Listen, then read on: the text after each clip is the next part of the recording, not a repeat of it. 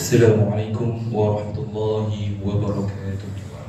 Alhamdulillahil qail fa'lam annahu la ilaha illallah wastaghfir li dhanbika walil mu'minina wal mu'minat wallahu ya'lamu mutaqallabakum wa mathwaakum. Ashhadu an la ilaha illallah wahdahu la sharika lahu wa ashhadu anna Muhammadan 'abduhu wa rasuluh. Allahumma salli wa sallim ala sayyidina Muhammad wa ala alihi wa sahbihi ajma'in. Amma ba'd. Faya ayyuhal muslimun ittaqullah usikum wa iyaya bitaqwallah faqad faza al-muttaqun. Qala Allah ta'ala يا أيها الذين آمنوا اتقوا الله حق تقاته ولا تموتن إلا وأنتم مسلمون. Muslimin yang dirahmati Allah Subhanahu wa taala sekalian, saya menyeru agar kita bersama-sama meningkatkan ketakwaan kita kepada Allah Subhanahu wa taala dengan melaksanakan segala perintah dan meninggalkan segala perkara yang dilarangkan. Semoga kita semua diberikan kebahagiaan dan kejayaan di dunia dan di akhirat. Para jemaah diingatkan supaya jangan berbual-bual dan bermain dengan telefon bimbit ketika khutbah disampaikan. Pada hari yang mulia ini, mimbar akan membicarakan khutbah bertajuk menghayati sifat wujud Allah Subhanahu wa taala. Hadirin Jumaat yang dirahmati Allah Subhanahu wa taala, Islam adalah satu-satunya agama yang diredai Allah Subhanahu wa taala, diturunkan sebagai petunjuk yang sempurna untuk seluruh umat manusia. Dalam ajaran Islam yang agung ini, perkara paling asas dan paling utama ialah ma'rifatullah, iaitu mengenal Allah Subhanahu wa taala dengan sebenar-benarnya. Ma'rifatullah adalah tunjang kepada seluruh cabang keimanan, asas kepada setiap ibadah dan sumber kekuatan rohani yang meneguhkan hati manusia. Tanpa ma'rifatullah, amal kehilangan makna, doa menjadi lafaz tanpa jiwa, dan hidup manusia terumbang-ambing tanpa nakoda. Antara asas ma'rifatullah itu ialah meyakini sifat wujud Allah Subhanahu wa taala. Sifat wujud merupakan sifat pertama yang wajib diyakini oleh setiap muslim. Menolak kewujudan Allah Subhanahu wa taala merupakan kekufuran yang nyata. Kehidupan tanpa keyakinan kepada wujud Allah Subhanahu wa taala membawa manusia kepada pemberontakan terhadap fitrah, penolakan terhadap kebenaran wahyu, serta ketundukan kepada nafsu yang merosakkan. Tuntasnya, meyakini wujud Allah Subhanahu wa taala bukan sekadar pengetahuan, tetapi pengakuan yang membezakan antara hamba yang beriman dengan manusia yang kufur terhadap Tuhannya. Dalam era teknologi yang serba canggih dan dunia maklumat tanpa sebadan ini, umat Islam sedang berdepan dengan cabaran akidah yang semakin meruncing. Arus pemikiran moden telah melahirkan fahaman-fahaman yang menggugat ma'rifatullah, seperti atheism yang menafikan kewujudan Tuhan secara mutlak, dan agnosticism yang menanam benih keraguan terhadap hakikat Tuhan hingga melumpuhkan rasa tanggungjawab seorang hamba kepada penciptanya. Kedua-dua aliran ini merebak dalam masyarakat apabila jiwa manusia terpisah daripada kefahaman dan penghayatan terhadap sifat Allah Subhanahu wa taala. Hadirin yang dikasihi Allah Subhanahu wa taala sekalian, bagi mencapai makrifat yang soleh, bagi mencapai makrifat yang sahih, para ulama ahli sunnah wal jamaah telah menggariskan satu kaedah yang tersusun, iaitu melalui pengajian sifat 20 yang menghimpunkan sifat-sifat wajib, mustahil dan harus pada Allah Subhanahu wa taala. Kaedah ini bukan sahaja menjelaskan siapa Tuhan yang layak disembah, bahkan melatih akal untuk memahami hakikat ketuhanan dengan hujah berasaskan nas wahyu, iaitu naqliyah, dan rasional akal, iaitu aqliyah. Sifat wujud merupakan sifat pertama daripada 20 sifat wajib pada Allah Subhanahu wa taala yang wajib dipercayai oleh setiap muslim. Wujud Allah Subhanahu wa taala bukan seperti segala kewujudan yang lain. Wujudnya esa tanpa sekutu. Setiap kewujudan di alam ini, dari sekecil zarah hingga sebesar galaksi, menjadi tanda yang jelas tentang kewujudan Allah Subhanahu wa taala. Tidak ada satu pun yang terjadi dengan sendirinya. Segala sesuatu diatur oleh kekuasaan dan kebijaksanaan Tuhan yang Maha Pencipta. Dalil-dalil wujud Allah Subhanahu wa taala terlalu banyak untuk dihitung, kerana setiap sesuatu di alam ini menunjukkan kewujudan Allah Subhanahu wa taala, iaitu Tuhan yang Maha Pencipta. Imam Ibn Juzai Al-Gharnati, seorang ulama besar dari Andalusia yang wafat pada tahun 741 Hijriah, dalam kitabnya An-Nur Mubin menghuraikan bahawa kewujudan Allah Subhanahu wa taala dapat dibuktikan melalui 3 jenis dalil yang kukuh dan rasional.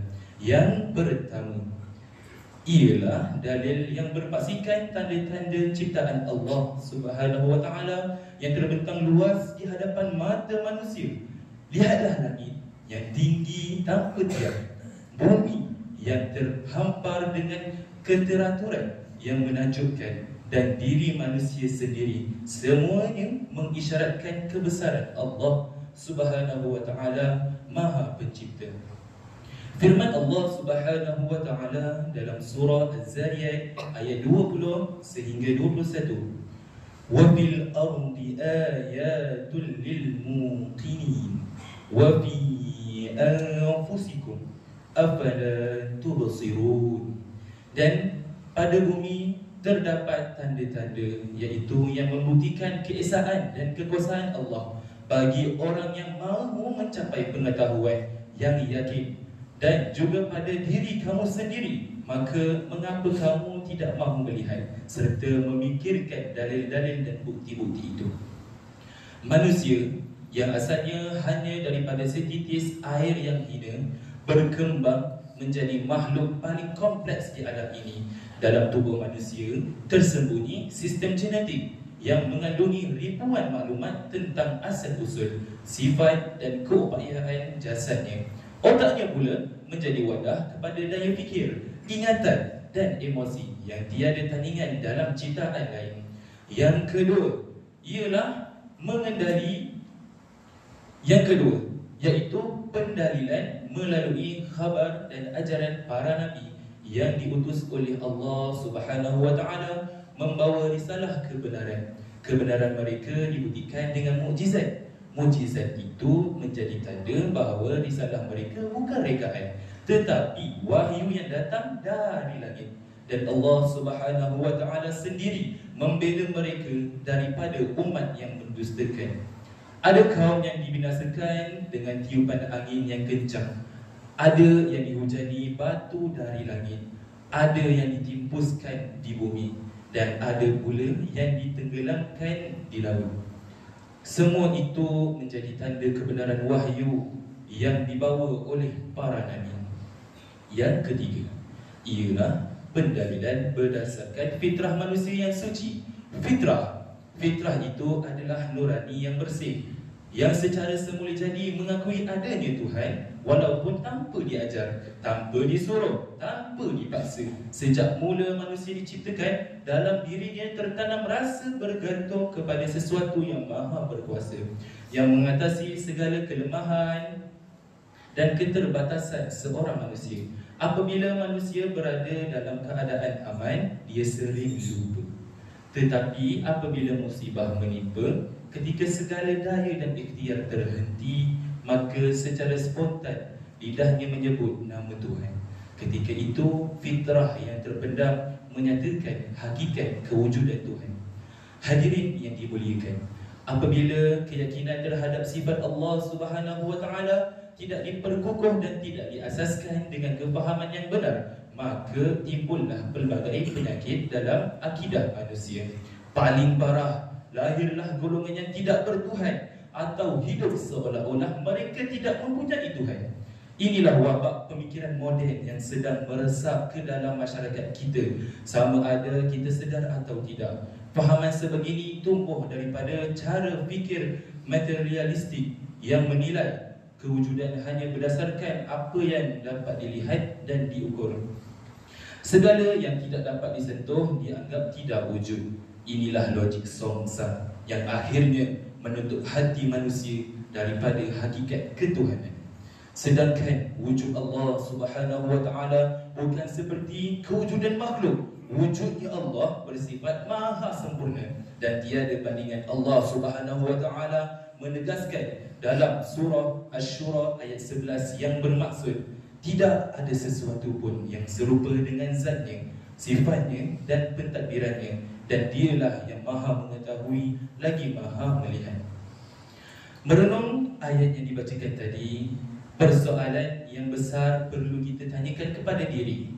Apakah yang terjadi apabila keyakinan terhadap kewujudan dan keesaan Allah Subhanahu wa taala tidak diperkukuhkan dalam jiwa manusia? Pertama, manusia akan hilang tujuan hidup apabila seorang itu tidak lagi meyakini Allah Subhanahu wa taala sebagai pencipta dan pengatur kehidupan. Maka dia tidak lagi tahu dari mana dia datang, untuk apa dia hidup dan ke mana akhirnya dia akan kembali. Hidupnya menjadi kosong, hanya diisi dengan keseronokan sementara, tunduk kepada nafsu dan terikat dengan ukuran duniawi semata-mata. Maka lahirlah generasi yang pandai mencari makna hidup di dunia, tetapi gagal menemukan makna sebenar kehidupan itu sendiri. Kedua, manusia akan hidup tanpa syariat dan tanpa nilai moral yang mengawal. Apabila kepercayaan kepada Allah Subhanahu wa taala terhakis, maka tiada lagi istilah halal dan haram, dosa dan pahala, baik dan buruk. Jika segalanya ditimbang mengikut logik akal tanpa berpandukan wahyu ilahi, normalisasi maksiat akan berlaku atas nama hak asasi dan dosa berleluasa atas nama populariti. Budaya maksiat bukanlah tanda kemodenan dan kemajuan, tetapi ia menjadi isyarat masyarakat telah hilang pedoman.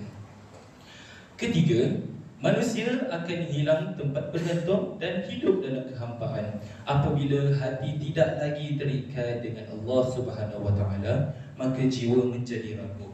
Hidupnya diburu keresahan, mudah kecewa, tenggelam dalam kemurungan dan akhirnya putus asa daripada rahmat Tuhan. Hakikatnya tiada solusi yang lebih ampuh selain kembali kepada asas keimanan, iaitu ma'rifatullah, mengenal Allah Subhanahu wa taala dan menghayatinya dalam kehidupan. Dengan mengenal Allah Subhanahu wa taala, barulah manusia mengenal tujuan dirinya, mengenal hakikat dunia dan mengenal ke mana akhirnya dia akan kembali. Oleh yang demikian, marilah kita kembali mempelajari kandungan ilmu akidah melalui penghayatan sifat 20, khususnya sifat wujud, sebagai tunjang kefahaman bahawa Allah Subhanahu wa taala itu wujud dan hanya Dia yang layak disembah dan ditaati. Imam Al-Ghazali menyatakan dalam Ihya Ulumuddin, wa asyrafu anwa'il ilmi huwa al-ilmu billah wa sifatihi wa af'alihi wa fabihi kamalul insan wa fi kamalihi sa'adatuhu wa salahuhu li jiwari hadratil jalali wal kamal. Maksudnya, dan ilmu yang paling mulia ialah ilmu tentang Allah Subhanahu wa taala, sifat-sifatnya dan perbuatan-perbuatannya. Dengan ilmu ini terletak kesempurnaan manusia. Dalam kesempurnaan itu terdapat kebahagiaan dan kebaikan manusia kerana dekat dengan keagungan dan kesempurnaan Allah Subhanahu wa taala. Kaum muslimin yang berbahagia, mengakhiri khutbah hari ini, marilah bersama kita menghayati dan mengambil pengajaran seperti berikut. Umat Islam, yang pertama, Umat Islam hendaklah sedar bahawa seluruh alam dan diri kita sendiri adalah tanda nyata kewujudan serta kekuasaan Allah Subhanahu wa taala. Kedua, umat Islam hendaklah sentiasa merasai kewujudan Allah Subhanahu wa taala bagi melahirkan sifat teliti dan berhati-hati dalam setiap tindakan yang dilakukan. Yang ketiga, umat Islam hendaklah berusaha menghidupkan penghayatan ilmu akidah dalam keluarga, kerana hanya dengan mengenal Allah Subhanahu wa taala dengan sebenar-benarnya manusia dapat hidup sebagai hamba yang sedar, taat dan terpelihara daripada kesesatan. A'udzu billahi minasyaitonir rajim. ولا تكونوا كالذين نسوا الله فأنساهم أنفسهم أولئك هم الفاسقون.